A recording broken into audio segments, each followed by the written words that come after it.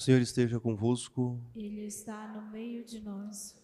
Proclamação do Evangelho de Jesus Cristo, segundo João. Glória a vós, Senhor. Naquele tempo, disse Jesus aos fariseus: Eu parto e vós me procurareis, mas morrereis no vosso pecado. Para onde eu vou, vós não podeis ir. Os judeus comentavam: Por acaso vai se matar? Pois ele diz: Para onde eu vou, vós não podeis ir. Jesus continuou: Vós sois daqui de baixo, eu sou do alto. Vós sois deste mundo, eu não sou deste mundo.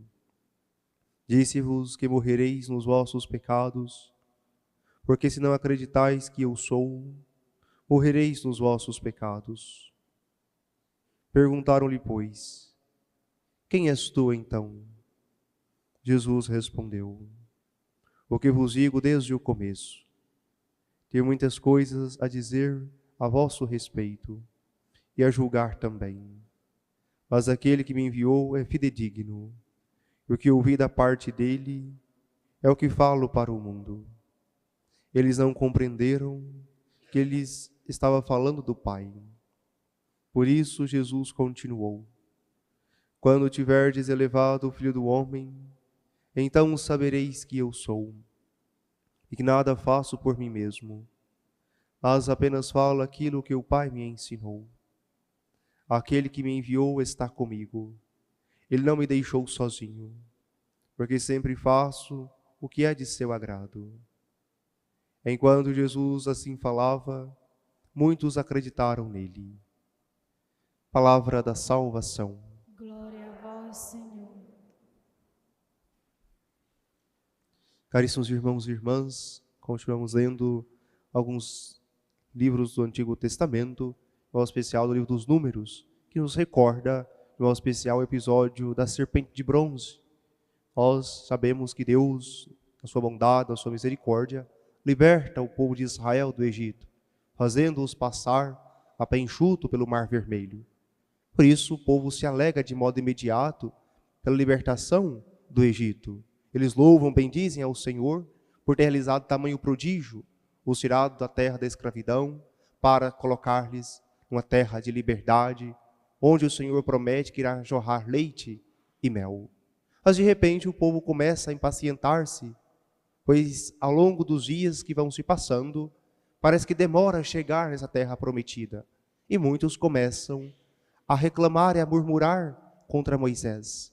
E muitos chegam ao ponto de dizer que era mais interessante quando se estava no deserto, quando se estava no Egito, quando eles tinham ali melões, alhos, cebolas, ou seja, eles têm saudades daquela vida de escravidão, porque no deserto eles consideravam que estavam como que morrendo de fome.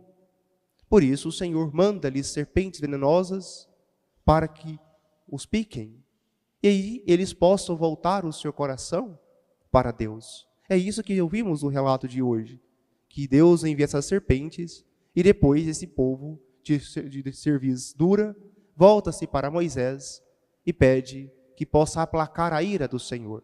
E Deus, mais uma vez, na sua bondade, no seu cuidado com o povo, pede que Moisés lhes faça uma serpente de bronze, para que todo aquele que ao olhar para a serpente possa ser curado. Então aqui nós entendemos algo primordial. A serpente é sempre o sinal do pecado. Desde o Gênesis, o pecado entrou no mundo mediante a serpente que tentou nossos pais, Adão e Eva. Então ela causa uma desordem, ou seja, ela causa o pecado. Mas ao mesmo tempo é a serpente que agora é objeto de cura. Olhando para a serpente, eles serão curados. Aqui é uma figura, ou seja, uma imagem que aponta futuramente para o próprio Cristo. E é isso que nós ouvimos no Santo Evangelho. Jesus que diz: quando eu for elevado da terra, atrairei todos a mim. Ou seja, ele, como essa serpente no deserto, também cura. Olhando para o crucificado, olhando para o Senhor, nós somos curados dos nossos pecados. É aquilo que diz São Pedro, ou seja, por amor a nós, Jesus fez esse pecado por nós, para que ele nos libertasse do pecado. Assim como a serpente que feria e a serpente de bronze curava, assim Jesus quis fazer esse pecado. Ou seja, ele se entregou por nós para nos libertar do pecado. E nós possamos também nos identificar como esse povo que muitas vezes é rebelde, que muitas vezes reclama, murmura contra Deus. Nós também, como novo povo de Deus, muitas vezes temos atitudes do povo de Israel, de não reconhecer a bondade de Deus, de não reconhecer o cuidado de Deus, e começamos a impacientar-se também quando Deus não nos responde de modo imediato em nossas orações. Quantas vezes nós levantamos a voz contra o Senhor? Quantas vezes nós pensamos que tal coisa não tem solução? Por isso precisamos de novo olhar para a cruz do Senhor, para que Ele cure a nossa soberba, para que Ele cure o nosso orgulho e dê ao nosso coração a confiança de filhos. Assim como Jesus diz no Santo Evangelho que hoje ouvimos, tudo o que eu falo vem da parte do meu Pai. Ou seja, eu não falo por mim mesmo, eu falo daquilo que ouvi do meu Pai. Que isso também seja um projeto de vida para cada um de nós.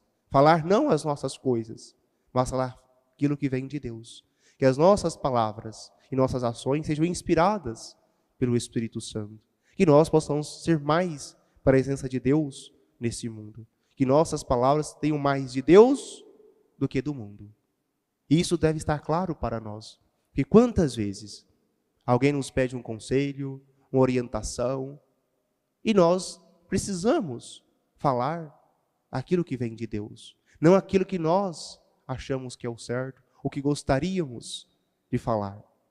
Vai ser, de fato, assim como Moisés, mediadores da graça de Deus para as pessoas. É isso que nós aprendemos de Moisés. É um homem de constante mediação entre Deus e o ser humano. E que também nós possamos ser mediadores da graça de Deus em nossa casa, em nossa família, em nosso trabalho. Pois muitas vezes nós tornamos causa de contenda. Nós tornamos causa de fofoca, de intrigas. Não é isso que somos chamados. Mas sermos mediadores de conflitos, de levar sempre a reconciliação, de levar sempre a paz. Não aquele que fica lançando lenha na fogueira. É horrível conviver com pessoas assim. Tudo ela exagera, tudo ela dramatiza, tudo ela exagera. Tem gente que é muito hiperbólico.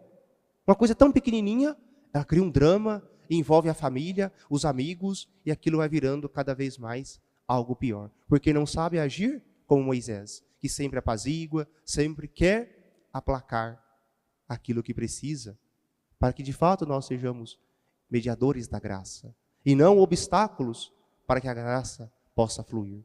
Finalizo dizendo, com São Bernardo de Claraval, nós precisamos ser canais da graça de Deus, ou seja, a graça de Deus que passa por nós e chega a tantas pessoas. Assim como que numa plantação o canal leva água a todos os recantos, assim também nós precisamos ser esses canais, mediadores da graça de Deus.